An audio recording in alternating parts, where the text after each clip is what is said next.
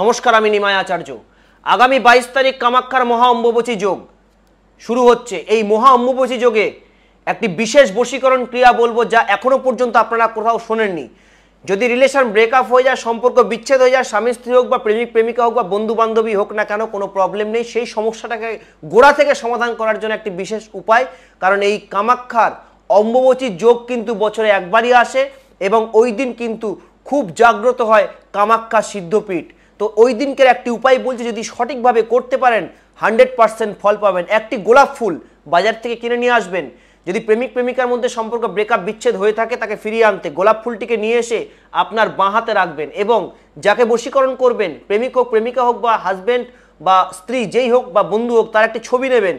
গোলাপ ফুলের ওপর ছবিটিকে রেখে ছবির ওপরে সামান্য একটু আতর দেবেন এবং সামান্য একটু লাল চন্দন দিয়ে বাঁ হাতের ওপর রেখে এইভাবে মুঠো করে ধরবেন।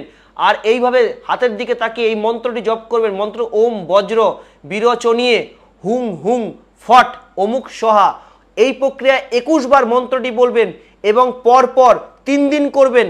কারণ 3 দিন পর্যন্ত অম্বুবাচী যোগ চলবে, মানে 25 তারিখ পর্যন্ত। 3 দিন করার পর এই পুষ্প বা এই ফুলটি যদি কোনো প্রকার তার হাতে আপনি দিতে পারেন বা তার গায়ে স্পর্শ করাতে পারেন, সে যদি আপনার সঙ্গে কথা নাও বলে আর যদি বলেও থাকে বা তার বাড়ির সামনে যদি ফেলে দিয়ে আসতে পারেন, অবশ্যই কিন্তু সে আপনার প্রেমে হাবুডুবু খাবে এবং যাকে বশীকরণ করবেন সে আপনার বশীভূত হয়ে আপনার কাছে আসতে বাধ্য হবে।